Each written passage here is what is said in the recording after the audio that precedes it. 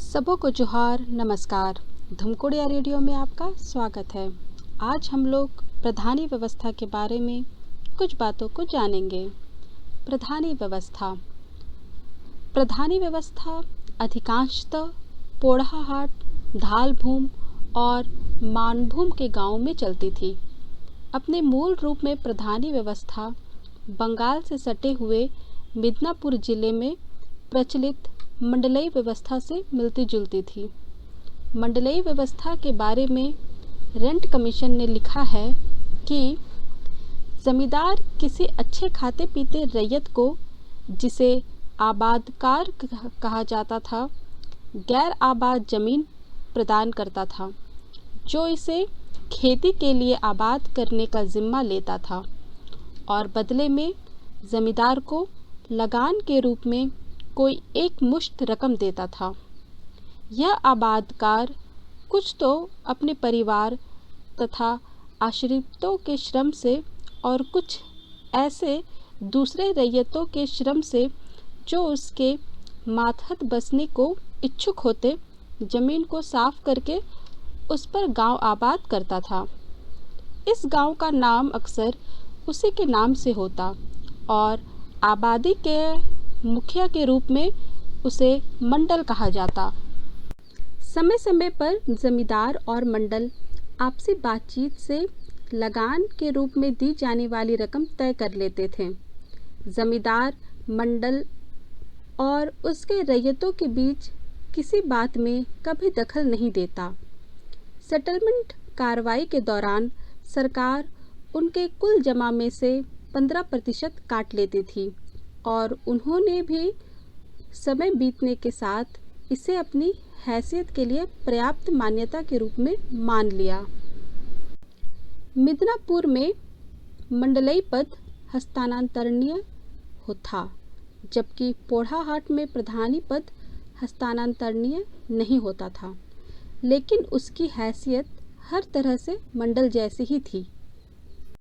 जमीन पट्टे पर उठाने की इसी से मिलती जुलती एक और प्रथा जंगलबाड़ी ताल्लुक नाम से बंगाल के जंगल महल इलाके में चलती थी। इस पट्टे की प्रथा में पहले जंगल साफ करने के लिए लगान मुक्त इलाका दे दिया जाता था।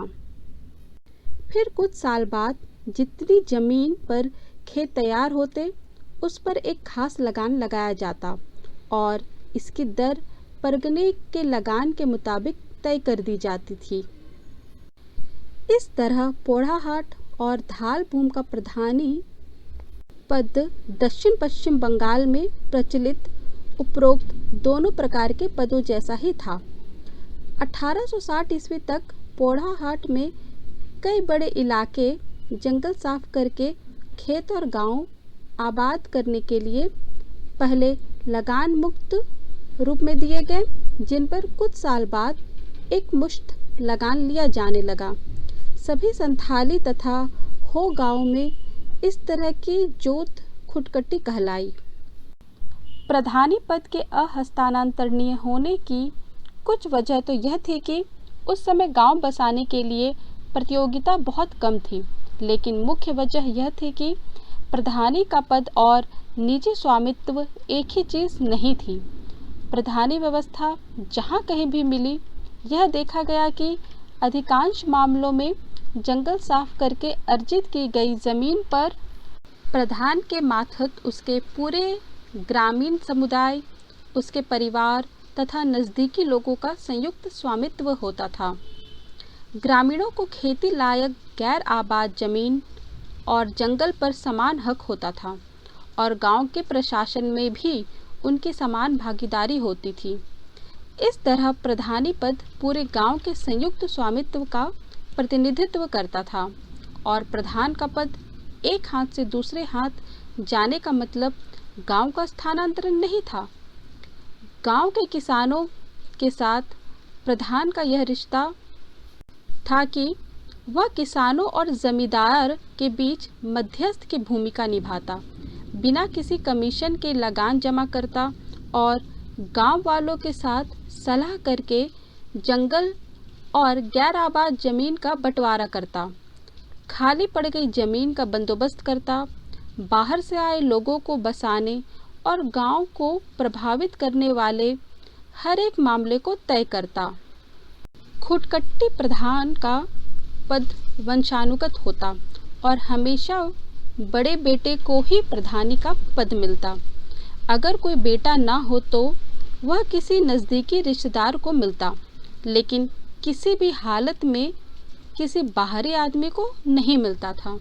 पोड़ाहाट में प्रधान को नगद रुपए के रूप में पारिश्रमिक देने का चलन मिदनापुर की देखा देखी में 1840 से 46 के बीच शुरू हुआ, लेकिन जैसा कि मैकफर्सन ने लिखा है, पोड़ाहाट के सदांत गांव में प्रधान के अधिकार मिदनापुर के मंडल के अधिकारों के मुकाबले ज़्यादा व्यापक थे और साथ ही ग्रामीण समुदाय के भी अधिकार मिदनापुर के मुकाबले पोड़ाहाट सदांत पीड़ में, खासकर कोल्हान इलाके में कहीं ज़्यादा व्यापक थे।